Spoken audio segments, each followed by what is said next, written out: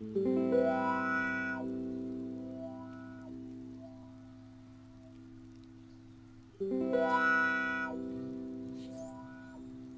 Slander of Equations. Chapter 1. Comedy. There is a warm as a baby's bottle, slight as the touch of a tickle feather, almost out of sight and out of mind feeling, as fresh and new as the day you were born. So here it comes, a tinkle in your belly, that races around the track as the fertile beginnings of a newly sprouted seed erupt volcanic and swell delicious in your stomach. Softly, like the fuzz on a peach, it heads upwards in the direction of your lungs, pushing a little air from your nostrils, a little more and a little more, before your shoulders start, involuntarily, to bounce. Forced upward, it pushes air through your throat, and your vocal cords start to vibrate. It comes harder and harder until you can no longer help yourself. You begin to lose control of your facial features. Your lips curl up at the ends, and your mouth opens ridiculously wide. Your abdomen tenses up, and you crouch over, but it will not stop. It begins to hurt as tears flow freely and unashamed from your eyes. It comes so hard that you can barely breathe, and you fall out of your chair. Curled up in a ball on the ground, you laugh so hard that you're begging for mercy, and the whole time you're thinking to yourself, "Oh my God, that is the dumbest joke I've ever heard."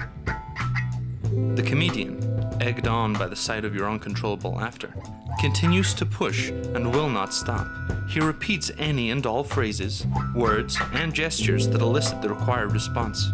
You are a prisoner to ridiculous lines, knock-knock jokes, red herrings, ethnic stereotypes, priests, monks, and rabbis, genie granting wishes from magic lamps. Which one is the odd one out? And men who walk into bars that are too loud because of the heavy metal music. It takes an enlightened mind to find its way toward the light of laughter, and a moth will singe its wings on a flame repeatedly and never learn of the dangers that lie within.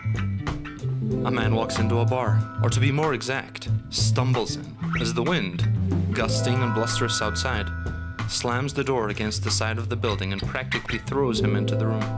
After a brief and somewhat comical struggle with the door, he stands up straight and faces the bar.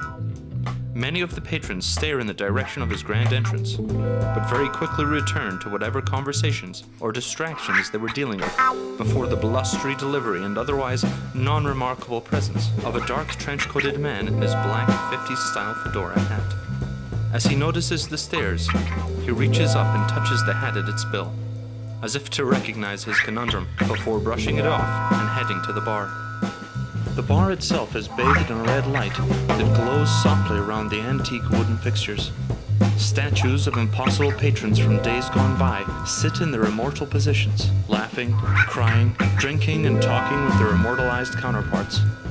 Commissioned to place the installation in the bar almost a decade ago, Avadajin Prat, a sculpture artist from Fiji, had painstakingly hand-carved the features of the now bronzed faces to echo the emotions of humanity, and in doing so, cast a spell over the establishment, a spell that would last as long as his brass sculptures sat in their familiar poses and spent night after night, reminding us of days gone by, and daring us to dream of a future where freedom and happiness reign, with war and misery, famine and hunger, disease and death being memories of the past. The new and vastly more animated patrons sit amongst the dwellers of yesteryear, some leaning on, and some even talking to them as if they were still alive, or as if they were old friends. The noise of chatter, clinking of glasses, and laughter of friends, old and new, fills the air with a vicious frivolity that would put a smile on the face of many an individual. Women and men sit in the laps of their lovers, and lovers kiss each other, some gentle, some furious, smiling and laughing in the tenderness that only the copious amount of food and alcohol can provide. The man in the dark trench coat took a seat on a stool that sat alone at the end of the bar, furthest away from the door that had caused him problems and embarrassment, and began trying to get the attention of the bartender. She seemed deep in conversation with a man on the opposite corner, and her attention was not to be swayed so easily from its task. In the background, another door in the back of the room swings open, and a quintet of roughly dressed bohemians, laughing and talking loudly, make their way to the bandstand.